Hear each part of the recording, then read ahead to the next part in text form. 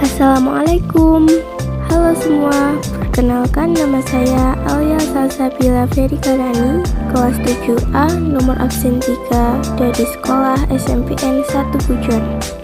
Di sini saya akan menjelaskan materi tentang pengaruh Islam terhadap masyarakat Indonesia.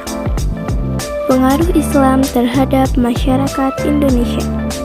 Masuknya pengaruh Islam ke Indonesia telah membawa perubahan dalam berbagai aspek kehidupan masyarakat di Indonesia. Perubahan itu antara lain tampak dalam bidang-bidang berikut ini. A. Bidang politik. Sebelum Islam masuk Indonesia, sudah berkembang kerajaan-kerajaan Hindu-Buddha.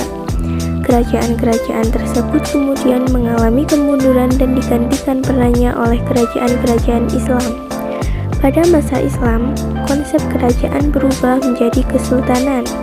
Dalam sistem kesultanan, nilai-nilai Islam menjadi dasar dalam pengendalian kekuasaan. B. Bidang sosial. Pada masa Hindu-Buddha, terjadi pembedaan yang tegas antar kelompok masyarakat. Perbedaan ini disebut dengan sistem kasta. Sistem ini membedakan masyarakat menjadi golongan Brahmana, Ksatria, Waisya, dan Sudra. Setelah Islam masuk, sistem kasta menjadi pudar karena ajaran Islam tidak menerapkan sistem kasta. Meskipun demikian, pada masa Islam masih terdapat penggolongan kelompok masyarakat. Di Jawa misalnya, seorang ulama diberi gelar kiai, sebuah gelar yang menunjukkan ketinggian derajat pada struktur sosial di masyarakat.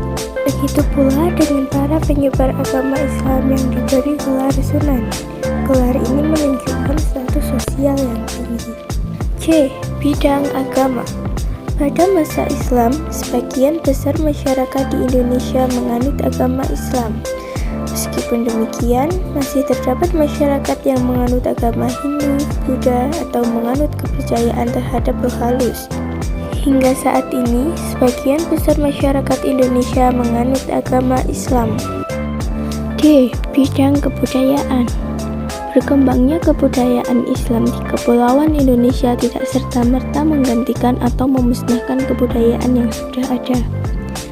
Kebudayaan Islam mengakomodasi kebudayaan yang sudah ada, tentunya dengan modifikasi dan penyesuaian agar tetap sesuai dengan ajaran Islam.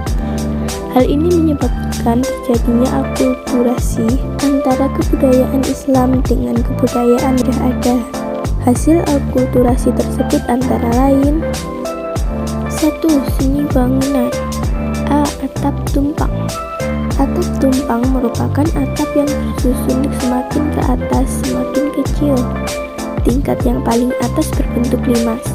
Jumlah tumpang itu selalu ganjil, biasanya 3-5 tingkat. Atap tumpang serupa dengan arsitektur Hindu. Atap tumpang sampai saat ini masih banyak kita temukan di Bali. Namanya Meru dan khusus digunakan sebagai atap bangunan suci di dalam pura. Contoh masjid yang menggunakan atap tumpang adalah Masjid Demak dan Masjid Banten. B. Menara.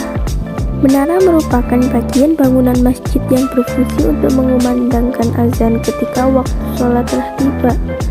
Pada Masjid Kudus, bentuk menara mirip sekali dengan bentuk bangunan candi di Jawa Timur yang telah diubah dan disesuaikan penggunaannya dan diberi atap tumpang.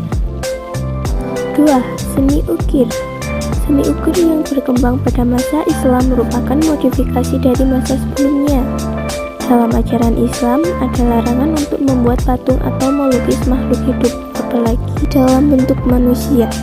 Meskipun demikian, seni ukir terus berkembang dengan menggunakan logam hias yang terdiri dari pola-pola daun-daunan, bunga-bungaan, bukit-bukit larang, pemandangan, dan garis-garis geometri.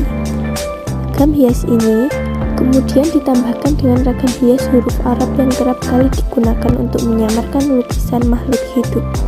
Mungkin itu saja penjelasan dari saya. Sekian, terima kasih. Wassalamualaikum warahmatullahi wabarakatuh.